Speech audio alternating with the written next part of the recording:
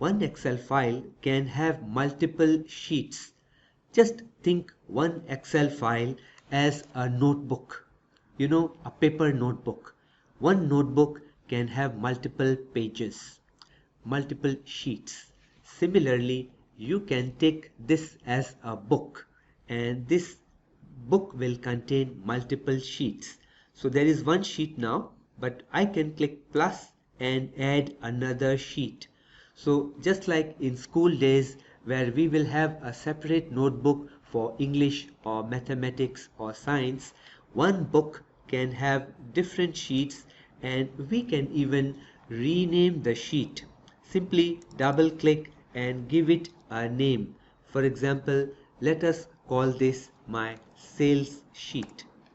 And for my second sheet, I want to double click and rename it as my expenses sheet. So now I have two separate sheets, one for sales and one for expenses. And the cells are different in each sheet.